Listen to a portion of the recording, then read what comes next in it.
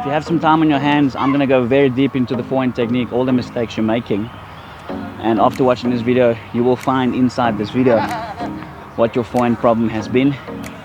At least 1 or 2 things will be in there, but there's going to be more than 10 tips to take your forehand to the next level. One is, many players think that they are turning. Meanwhile, they're actually only turning, taking the racket back, only the arm. I know you've heard this before, but the unit turn is so important, where left hand pushes the whole body across. If my left hand pushes the racket across, the upper unit turn has to turn. If my left hand is not doing that, the unit doesn't turn, just the racket goes back. So this is the wrong one. That's just my arm. I'm always facing forward. Okay, losing out on a lot of spin and power. Now watch the unit turn, using my left hand to rotate the body across, racket away and up.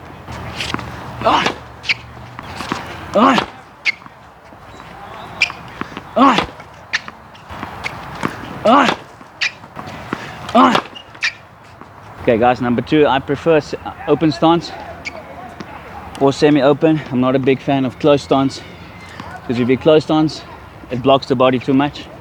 Although there are times where close stance you have to use, but for me, if I go close stance like this, I really feel a little bit limited.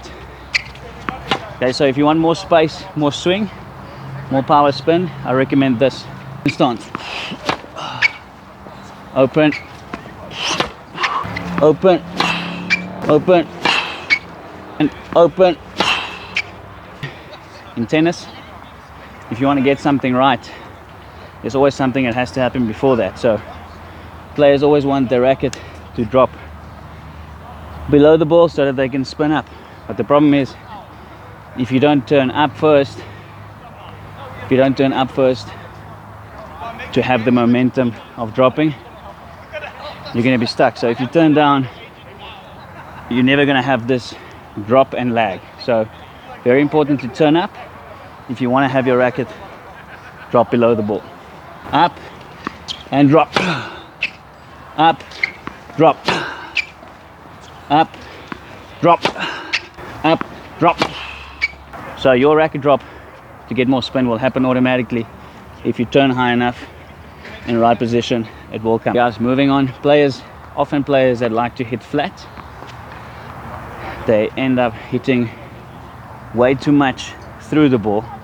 Whether you're hitting the ball with topspin or flat, you need to understand, after contact point, there's a stage where the racket head goes higher than the contact point first, and then you can let the follow through fall where it has to. Okay, it's never just a straight shot. It's going to be limited. Unforced errors are going to be crazy. Racket has to lift after contact point before you release. If you're going for topspin, the lift is a bit more. If you're going more flat, the lift is still there, just a bit less. So see if you can catch my racket after contact point going higher than the contact point first before I relax. So that's a good example. Even on the high ball, the racket goes higher than contact first.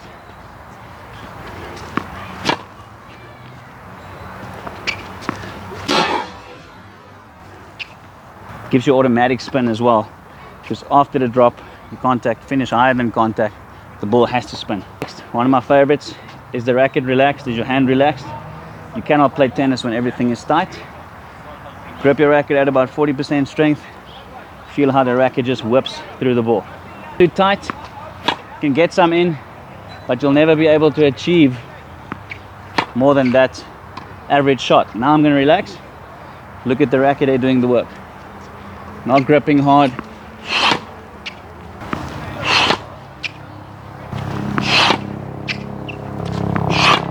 Yes, important to stay relaxed on the swing. And then my final little dessert, one of my favorites, and there's many ways you can talk about it. One way is to keep your head still after contact point.